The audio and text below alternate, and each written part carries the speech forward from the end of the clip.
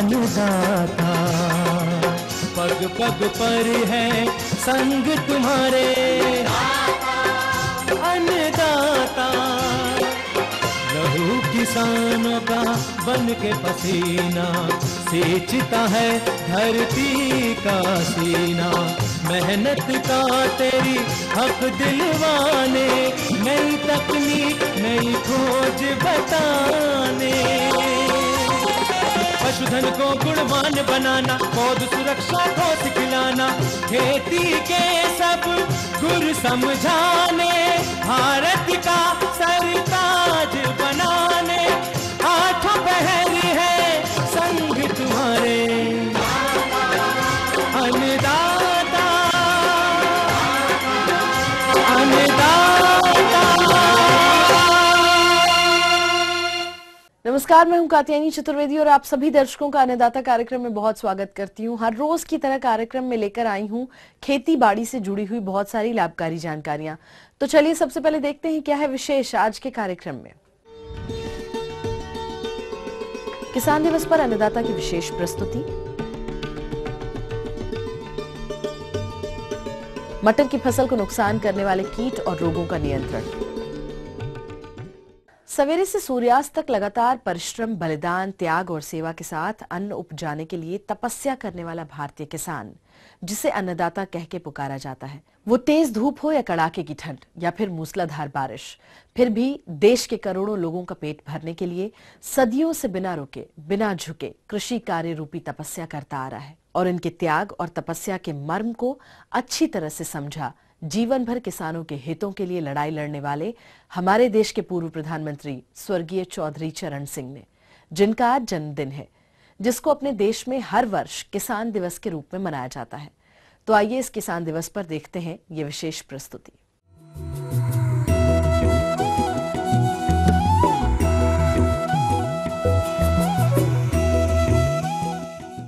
आज किसान दिवस है और इस दिवस पर जरूरी है कि हम और आप अपने देश और प्रदेश के किसानों और किसानों से जुड़ी समस्याओं से अवगत हों।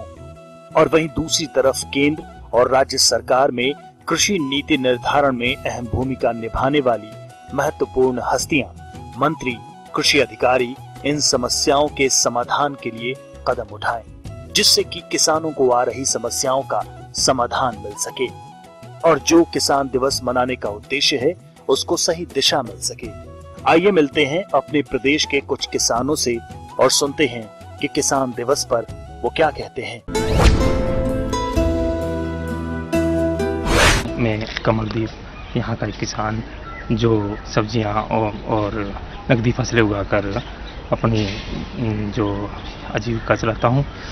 हमारी बहुत सारी समस्याएं हैं, लेकिन कुछ एक समस्या जो गंभीर समस्या हमारे आगे है, हमारे को एक तो जो हमारी फसलों का मूल्य वो बहुत कम मिलता है।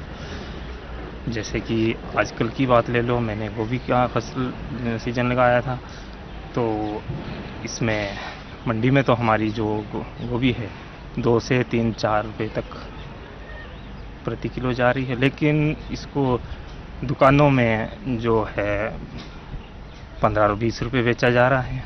इसका हमारे को कोई फ़ायदा नहीं मिल रहा है। साथ जो भी फसलें हम लगाते हैं उसको पशु भी, जो जंगली पशु हैं वो हानि पहुंचा रहे हैं। बाकी बीमारियां हैं, इसके लिए सरकार सोचे तो अच्छी बात है। मेरा नाम सेवा सिंह आर्य, गांव दादूपुर, जिला करनाल।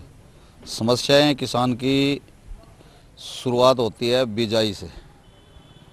जब हम बिजाई करते हैं, कभी हमें डीजल नहीं मिलता, कभी हमें समय पे बीज सही नहीं मिलता, खाद है, खाद भी नकली हो वहाँ, और कई बार तो ऐसी शॉर्टेज हो जाती है खाद के लिए भी हमें मतलब धक्के खाने पड़ते हैं। फिर हम फसल की पकाई करेंगे तो उसमें हमारी लेबर नहीं मिलती। लेबर की ऐसी समस्या होगी कि सरकार द्वारा मतलब ये जो मनरेगा का जो खाड़ा कराया है ना, मनरेगा में लोग चले जाते हैं लेकिन खेत के अंदर नहीं जाते। पकाई के बाद मंडियों में जब आती है, मंडियों में आने के बाद भी हमें बिक्री के लिए भी मतलब समस्या पैदा हो जाती है, और बिक्री भी होती है तो वो भी कम रेटों में होती है।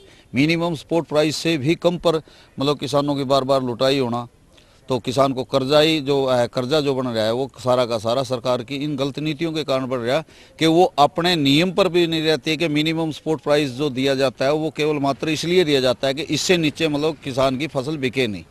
लेकिन अब 2 सालों से ऐसा कर दिया कि उन्होंने एक मानक रख दिया है कि 17% नमी होगी, उससे उतनी तक हम लेंगे। लेकिन किसान जब खेत में काट के लाएगा तो वो नमी मापी नहीं जाती, वो किसान की होती है कि मिनिमम सपोर्ट प्राइस पे कम से कम बिकनी चाहिए। अब की बार मतलब बहुत ज़्यादा लुटाई भी हुई है किसान। हमें सब्सिडी की जरूरत नहीं है, हम भिखारी नहीं है।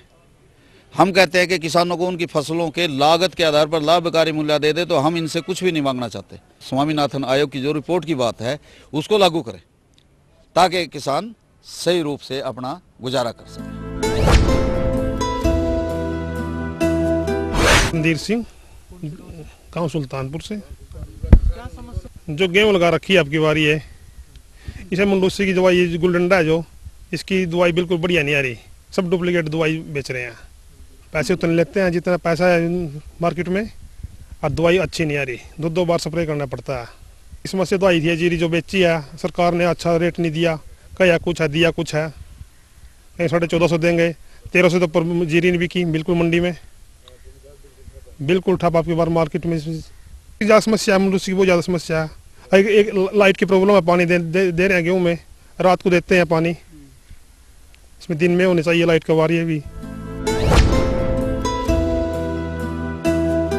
मेरा नाम विनोद कुमार है, गांव सुल्तानपुर, जिला करनाल। धान हुआ या गेहूं हुआ, कोई भी हमारी फसल है, उसके लिए मार्केटिंग में बड़ी प्रॉब्लम आ रही है, बहुत ज़्यादा।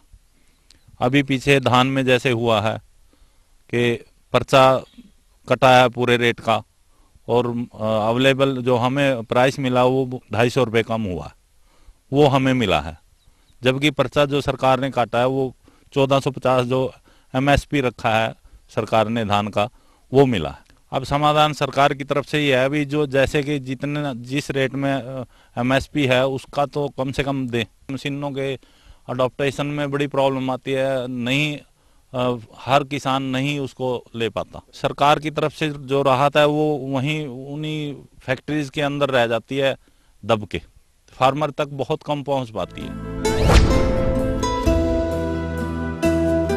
मेरा नाम संदीप कुमार है, मैं एक कृषक हूँ और कृषि में हमें काफ़ी सारी समस्याएं आती हैं। सरकार इसकी ओर ज़्यादा ध्यान नहीं देती है। बीज की समस्या आती है, हमें बीज सब्सिडी पे उपलब्ध नहीं हो पाते हैं। जो बीज उपलब्ध होते हैं वो अच्छे नहीं होते, अच्छी किस्म के नहीं प्राप्त होते हैं। तो हमारा सरकार से यही प्रार्थना है कि हमें अच्छे बीज और अच्छी दवाइयाँ उपलब्ध हो ताकि हम अच्छी कृषि कर सकें। दूसरी हमारे को पानी की दिक्कत आती है, पानी हमारे पास उपलब्ध नहीं हो पाता है हिमाचल के किसानों के लिए। तो पानी के लिए कोई सरकार हमारी ओर ध्यान नहीं देती कि कोई पानी का प्रबंध किया जाए। और तीसरी आती है बंदरों की समस्या। बंदरों से पूरा ही हमारा हिमाचल परेशान है, लेकिन इसकी ओर सरकार ने थोड़े बहुत कदम उठाए हैं, लेकिन उससे कोई बेनिफिट सबको उपलब्ध नहीं हुआ है। देश के कृषि मंत्री राधा मोहन सिंह ने किसान दिवस के मौके पर किसान की लगातार 3 मौसमों में प्राकृतिक आपदा के कारण फसल खराब होने से किसानों पर आए संकट पर कहा कि वो और उनकी केंद्र सरकार किसानों के साथ है। उससे निपटने के लिए क्या करना है, उन्होंने इस प्रकार के सुझाव दिए। किसान के लिए संदेश, संकट की इस घड़ी में देखिए, पहली बार ऐसा हुआ है कि 3 फसल लगातार प्राकृतिक आपदाओं से प्रभावित हुआ है। तो हम किसान और सरकार और हमारे कृषि वैज्ञानिक सब मिलजुल कर इस आपदा का सामना करें और इस आपदा से होने वाले प्रभाव को हम कर सके, इसके लिए हम सब मिलकर प्रयत्न करें। यही मेरा संदेश है। किसान भाइयों, आइए अब जानते हैं कि किसान दिवस पर प्रदेश के कृषि मंत्री का क्या संदेश है। हाँ, wish success to all the farmers. किसान जो हैं, पर किसान को जब तक उसकी उपज की कीमत जो है वो सही तरीके से नहीं मिलेगी, उतनी देर तक किसान का किसी भी ढंग से वाला जो है ना करना बहुत मुश्किल है। उसका जो महंगाई की कर्व जो है, उसके हिसाब से अगर किसान की पैदावार की उसको कीमत नहीं मिलती तो किसान के लिए बहुत कुछ कर पाना जो है ना ये मुश्किल है। जब तक केंद्र सरकार कोई ऐसी नीति नहीं बनाता कि किसान को ठीक ढंग से उसकी उपज की कीमत मिले, उतनी देर तक प्रदेश भी क्या करेगा। जब तक देखो, एक दफ़ा मैं कहीं पढ़ रहा था कि गेहूं का प्रोडक्शन कॉस्ट जो है वो 1947 रुपये है। 1947 रुपये उसकी प्रोडक्शन कॉस्ट है, और उसको स्पोर्ट प्राइस जो है वो मिल रहा है 1450 से 1500 रुपया। उसको कम से कम जो लागत है, लागत का डबल तो मिलना चाहिए। तो जब तक उसकी 4000 रुपया नहीं होती, मैं एक प्रोडक्ट की आपको मैं उदाहरण दे रहा हूँ, उतनी देर तक किसान का क्या होगा। और यही बात जो है मैं एक मीटिंग में agriculture minister government of India उसके सामने रखी थी राधा मोहन सिंह जी के लिए। किसानों से पहले मैं चाहूँगा कि देश के सब लोग किसानों द्वारा उत्पन्न किया हुआ अन्न ग्रहण करते हैं। उनके द्वारा दिया गया दूध, घी, मक्खन, दही, छाछ, उनके द्वारा उत्पन्न की गई सब्जियां, उनके द्वारा उत्पन्न किए गए फल, मत्स्यन के भी किसान होते हैं, मछली उत्पादक, पशुपालन वाले भी सब किसान होते हैं। तो सबका भोजन, सबका जीवन किसी न किसी तरह से किसान से जुड़ा हुआ है, और कम से कम किसान दिवस पर सब किसान का चिंतन करें।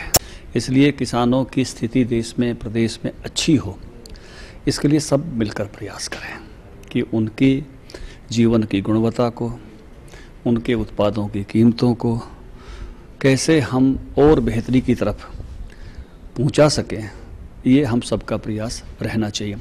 किसान भाइयों से मैं कहना चाहूँगा कि हम आने वाले वर्ष में, स्वर्ण जयंती वर्ष जो है, हम परंपरागत खेती की बजाय हम हॉर्टिकल्चर, फ्लोरिकल्चर, हम जो है फलों की खेती की तरफ बढ़ें और डायरेक्ट मार्केटिंग में आए।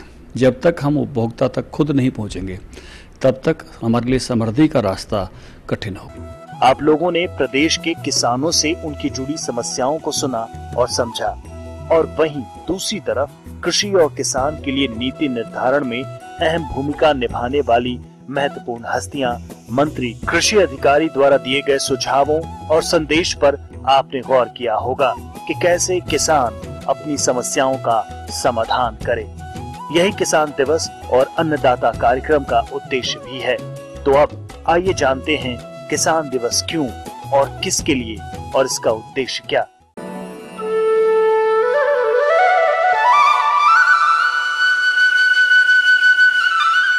त्याग एवं तपस्या का दूसरा नाम है किसान, जो अपने जीवन भर अन्न उपजाने के लिए तपस्या करता है। चाहे तपती धूप हो, कड़ाके की ठंड हो या मूसलाधार बारिश, तब भी इसकी साधना कोई तोड़ नहीं पाता, ताकि अपने कर्तव्य का पालन कर ये सबका पेट भर सके।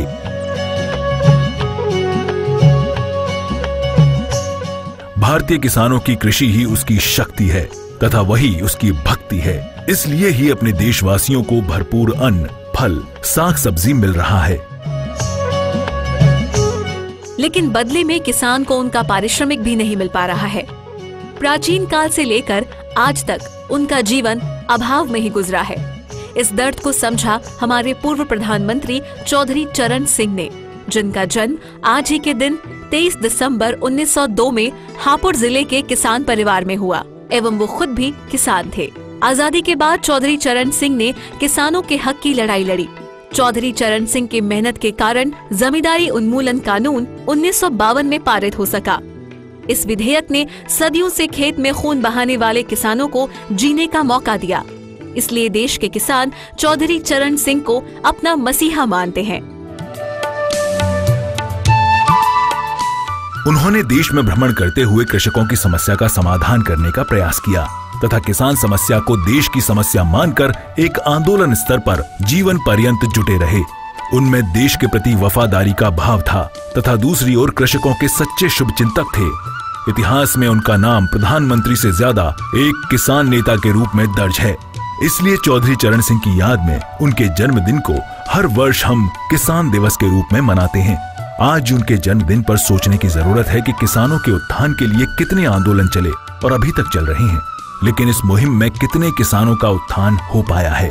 वहीं दूसरी तरफ आज के समय में प्रति इकाई भूमि कम हो रही है, प्राकृतिक कृषि संसाधन कम हो रहा है, तथा खेती में अधिक लागत के बावजूद भी मुनाफा कम हो रहा है, जिससे अधिकतर मंझोले एवं छोटे किसान आर्थिक बोझ से दब गए, जिसके कारण कृषि छोड़ अन्य व्यवसाय में जुट गए। जो अभी कृषि व्यवसाय से जुड़े हैं उनके लिए अभी समस्या बरकरार है। इनके कारणों की बात करें तो कृषि में अधिक लागत लगने के बावजूद कृषि उत्पादन स्थिर होने के कारण बहुत कम लाभ हो रहा है। दूसरी तरफ देश में घटते प्राकृतिक संसाधन जैसे घटता सिंचाई जल, कम होती मृदा उर्वरा शक्ति तथा अनिश्चित मानसून किसानों के लिए बड़ी समस्या के रूप में उभर रहे हैं। परिणाम स्वरूप अधिक लागत लगाने के बावजूद भी किसान फसल से अच्छा उत्पादन नहीं ले पा रहे। साथ ही साथ इनके उत्पादन का उचित मूल्य भी नहीं मिलने के कारण काफी परेशान हैं, जबकि उन्हीं की उपज को बेचकर बिचौलिए काफी लाभ कमा रहे हैं तथा दूसरी तरफ कृषि में लगने वाली लागत वस्तुओं को खरीदने के लिए अधिक मूल्य चुकाना पड़ रहा है। ये केवल हमारे किसान भाइयों के संगठित एवं जागरूक न होने का नतीजा है, क्योंकि हमारे किसान काफी सीधे हैं, जबकि चौधरी चरण सिंह का सपना था कि किसान संगठित हों, जागरूक हों, जिससे कृषि एवं अपनी उन्नति हेतु सही चीजों को अमल में लाएं तथा अपने सही हक के लिए आवाज उठाएं। हरित क्रांति के बाद एवं कृषि में नए तकनीकों, नए खोजों तथा नए यंत्रों के आविष्कार के बाद किसान ने अपने उपज में तो वृद्धि कर ली, लेकिन अपने उपज का उचित मूल्य न मिलने के कारण प्रदेश के किसान आज भी ठगा महसूस करते हैं। इसलिए आज जरूरत है किसान समान फसल उगाने वाले किसानों का समूह बनाएं, जैसे धान उत्पादक समूह, गेहूं उत्पादक समूह, गन्ना उत्पादक समूह, सब्जी उत्पादक समूह, जिससे कि अपने उत्पाद के उचित मूल्य हेतु संगठित होकर एक व्यवस्था बना सके या आवाज उठा सके तथा कृषि आदानों में बढ़ती कीमत, नकली एवं बनावटी वस्तुओं के प्रति सचेत होकर बाजार से सही मूल्य पर सही वस्तु प्राप्त कर सके, जिससे कि कृषि से अधिक लाभ प्राप्त हो सके। कृषि व्यवसाय अधिक जोखिम भरा व्यवसाय है। इसके लिए हमेशा आपको चौकन्ना एवं जागरूक रहने की जरूरत है, क्योंकि जिस तरह लगातार रासायनिक उर्वरकों के प्रयोग से भूमि बंजर होती जा रही है तथा दिन प्रतिदिन सिंचाई जल कम होने से किसानों के सामने एक विकट समस्या पैदा हो रही है तथा दूसरी तरफ किसानों को कृषि आदानों जैसे रासायनिक उर्वरकों एवं कीटनाशकों की सही पहचान नहीं होने के कारण वो दुकानदारों द्वारा हमेशा निम्न गुणवत्ता वाला उत्पाद खरीदकर प्रायः ठगी का शिकार होते हैं। सरकार की तरफ से किसान के लिए जो योजनाएं चलती हैं, उसका किसान जानकारी के अभाव में सही लाभ नहीं ले पाता। तो किसान भाइयों, आपने कभी सोचा है कि ये समस्याएं आपके सामने क्यों आ रही हैं? तो मुख्य कारण यह है कि आप में नई कृषि योजनाओं एवं तकनीकों की जानकारी का अभाव है। यदि इन समस्याओं के समाधान की बात करें तो सबसे पहले किसानों को जागरूक होना पड़ेगा और कृषि की नई तकनीकों के प्रति अवगत होना होगा तथा कृषि उत्पाद को बेचने हेतु कृषि उपज बाजार समिति की सूचनाओं से अवगत होकर या जुड़कर अपने उत्पाद को उचित मूल्य पर बेचना होगा, जिसका प्रयास हमने किया है अन्नदाता कार्यक्रम के माध्यम से। क्योंकि आपको अधिक उपज एवं उचित आय मिले, आप समृद्ध हो और आपकी समृद्धि से ही देश का विकास होगा और देशवासी खुशहाल होंगे। किसान दिवस के अवसर पर मैं सारे किसान भाइयों को, जो कि पूरे भारतवर्ष में मैदानी इलाकों के और ऊंचे पहाड़ी क्षेत्रों के जो किसान हैं, उनको यह जानकारी देना चाहता हूं कि ये जो किसान दिवस मनाया जा रहा है, ये उन किसानों की मेहनत और भारतीय कृषि वैज्ञानिकों की रात दिन की मेहनत के कारण से आज कृषि एक बहुत ही मुख्य व्यवसाय के रूप में उभर कर आया है। भारतवर्ष अब खाद्यान्न में आत्मनिर्भर है। मौसम की कई तरह की मुश्किलों का सामना करते हुए किसान भाई आगे बढ़ रहे हैं। जो नई तकनीक, जिसमें कि नई किस्मों का तैयार करना और उनको नए उनके चयन के अनुसार नए क्षेत्रों में लगाना, और जो डॉक्टर यशवंत सिंह परमार उद्यानिकी एवं वानिकी विश्वविद्यालय है, इसमें उद्यानिकी एवं वानिकी पे कार्य किया जा रहा है। तो आज इस अवसर पर किसान भाइयों, बागवान और बहनों और भाइयों, आप मिलके अपने वैज्ञानिकों का पूरी जानकारी लें।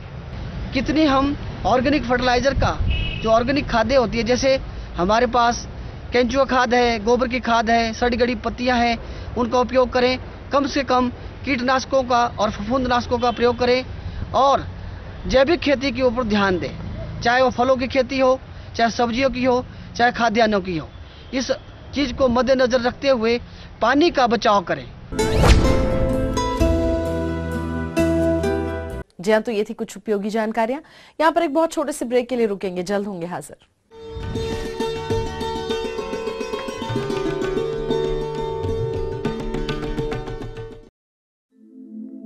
दुनिया के नक्शे पर यह है इंडिया मेरी जान।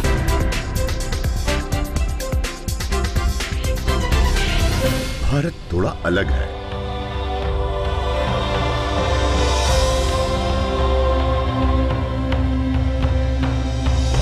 देखा आपने, इतना सा भी छूट जाए तो सच अधूरा रह जाता है। बदलते भारत का पूरा सच। राष्ट्रीय समाचार हर रोज सुबह 8 और दोपहर 2 बजे।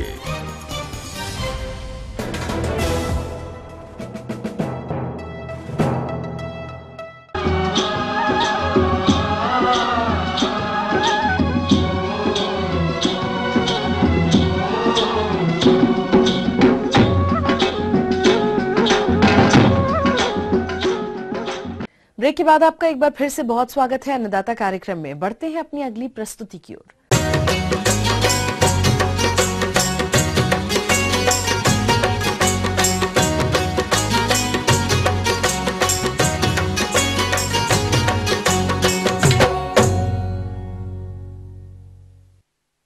प्रदेश के जिन किसानों ने समय से मटर की बुआई करती होगी, बदलते मौसम के कारण उनकी फसल में इस समय कई कीटों और रोगों का प्रकोप देखने में आ रहा है। अतः इस फसल में इन हानिकारक कीटों और रोगों का नियंत्रण किस प्रकार से करेंगे, इस विषय पर जानकारी लेते हैं कृषि वैज्ञानिक से। किसान भाइयों, आज मैं आपको मटर की फसल की सामयिक देखभाल के विषय में जानकारी दूंगा। तो इस समय कई इल्ली वाले जो कीट होते हैं, इल्लियां होती हैं, जो कीट की इल्लियां होती हैं, वो पूरी तरह से जिसमें चने की इल्ली आदि आती हैं, वो पूरी तरह से हमारी फसल पर इस समय प्रकोप कर रही हैं। इनका जो लक्षण होता है पौधे में, वो आप देखेंगे कि पूरी तरह से पौधे की पत्तियां कटी हुई रहती हैं। साथ ही साथ जहां फलियां लग रही हैं, फलियों में छेद हो जाते हैं। और ये एक ऐसा कीट होता है जो फसलों पे सबसे ज्यादा नुकसान पहुंचाता है। तो इसका नियंत्रण करना, इसकी रोकथाम करना बहुत ही आवश्यक है। तो इसकी अगर हम रोकथाम की बात करते हैं तो खेत में आप टी आकार की खूंटियां गाड़ दें, जिससे इस पर जो पक्षी हैं वो इस पर बैठेंगे और जो इल्लियां हमारे पौधों पर नुकसान पहुंचा रही हैं उनका नियंत्रण इससे संभव हो जाता है। दूसरा, फेरोमोन ट्रैप का भी प्रयोग कर सकते हैं फसल में इस प्रकार के प्रपंच लगाकर, जिससे हमें इस पर जो कीट की आक्रामकता है उसका हमें इससे पता चल जाता है। तीसरा, अगर हम नियंत्रण की बात करते हैं तो नियंत्रण के लिए आप इसमें जो रासायनिक कीटनाशी आते हैं उसका भी प्रयोग कर सकते हैं। साथ ही साथ जैविक कीटनाशी भी इस समय बाजार में उपलब्ध हैं, उनका भी आप प्रयोग कर सकते हैं। जैविक कीटनाशी के रूप में अगर हम बात करते हैं तो एनपीवी जो रसायन आता है उसका आप प्रयोग कर सकते हैं। साथ ही साथ बीटी बैसिलस थ्यूरिंजेंसिस, जो कई नामों से डाइपेल, हॉल्ट आदि के नाम से बाजार में मिलता है, उसका भी आप प्रयोग कर सकते हैं। इसके साथ साथ अगर इल्ली का प्रकोप ज्यादा नहीं है तो आप इसके रोकथाम के लिए या खेत से दूर रखने के लिए आप नीम का तेल जो बाजार में मिलता है उसका भी आप प्रयोग कर सकते हैं। और इसकी मात्रा जो रखनी है वो 5 ml प्रति लीटर पानी के हिसाब से, यानी एक पंप में 75 ml के हिसाब से छिड़काव करना है। किसान भाइयों, अब बात करें अगर रासायनिक नियंत्रण की, तो इसमें आप कई प्रकार के कीटनाशक बाजार में उपलब्ध हैं, जिसमें से आप किनोलफॉस का प्रयोग कर सकते हैं, क्लोरोपाइरीफॉस का प्रयोग कर सकते हैं। मात्रा इसमें रहेगी 1.5 से 2 मिलीलीटर 1 लीटर पानी में मिलाकर हमको छिड़काव करना है। अगर इसका प्रकोप ज्यादा दिखाई देता है तो इसमें आप इंडॉक्सीकार्ब जैसे कीटनाशकों का भी प्रयोग कर सकते हैं और इसकी मात्रा 1 ml प्रति लीटर के मान से आपको छिड़कना है। किसान भाइयों, इसके साथ साथ कहीं पर अभी जैसे जैसे ठंड बढ़ती है तो महू की भी समस्या आती है, जो कि पत्तियों का रस चूसता है, फलियों का रस चूसता है और पौधे में आगे चल के सूख जाता है, उसकी बढ़वार रुक जाती है। अगर इस प्रकार की समस्या आपको महू की समस्या दिखे खेत में तो इसके लिए आप इमिडाक्लोप्रिड नामक रसायन का प्रयोग कर सकते हैं और मात्रा रहती है इसकी 0.3 ml प्रति लीटर के मान से, या 15 लीटर के पंप में 5 ml दवा का मिलाकर आपको प्रयोग करना है। किसान भाइयों, इसके साथ साथ अभी रोग की कहीं कहीं पर देखने में शुरुआत दिखाई दे रही है। इसमें आप देखेंगे पाउडरी मिल्ड्यू या भभूतिया जो रोग होता है, तो इसके नियंत्रण के लिए आप किसान भाइयों, आप घुलनशील सल्फर बाजार में मिलती है, घुलनशील गंधक के नाम से आती है, इसकी 3 ग्राम मात्रा 1 लीटर पानी में मिलाकर हमको छिड़काव करना है। आगे और भी कुछ रोचक जानकारियां हैं, यहाँ पर एक बहुत छोटे से ब्रेक के लिए रुकेंगे, जल्द होंगे हाजिर।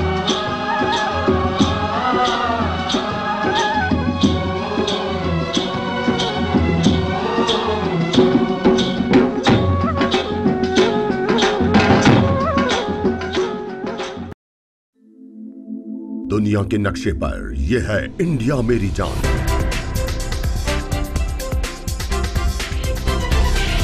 भारत थोड़ा अलग है।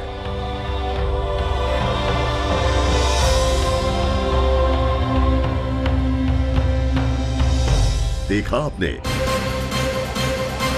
कितना सा भी छूट जाए तो सच अधूरा रह जाता है। बदलते भारत का पूरा सच, राष्ट्रीय समाचार, हर रोज सुबह 8 और दोपहर 2 बजे।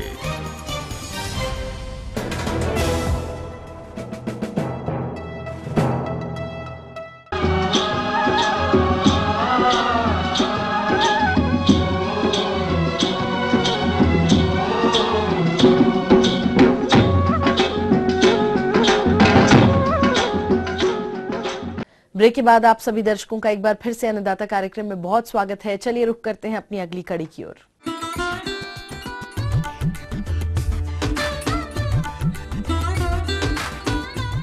अन्नदाता हेल्पलाइन निःशुल्क फोन संपर्क सेवा के माध्यम से आपके द्वारा पूछी गई समस्याओं में से 1 या 2 महत्वपूर्ण समस्याओं को हम अपने कार्यक्रम में जरूर शामिल करते हैं और इसी के तहत आज की चयनित समस्या और उसका जवाब इस प्रकार है।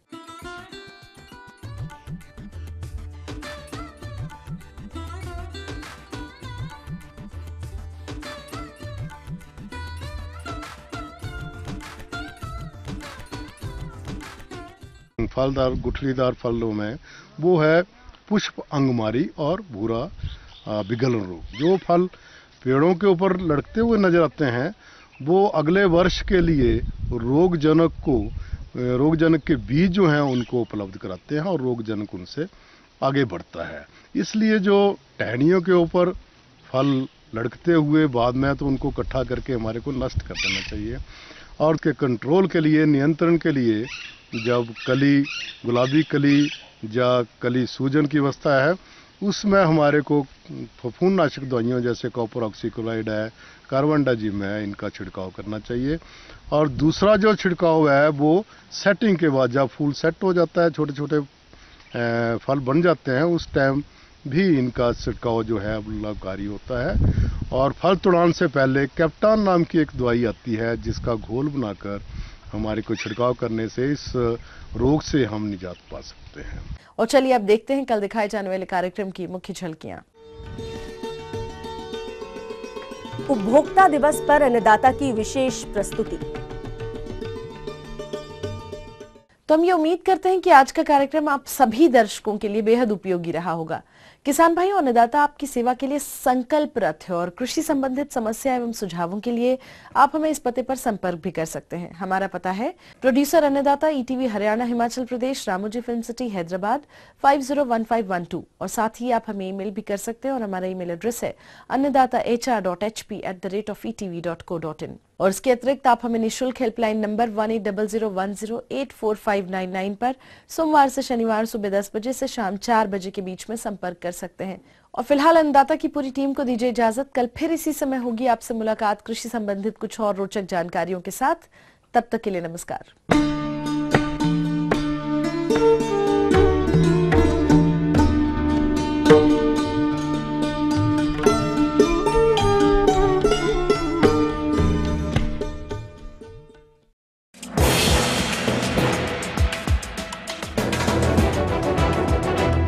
आप देख रहे हैं ETV न्यूज हरियाणा हिमाचल प्रदेश, खबर ही जीवन है।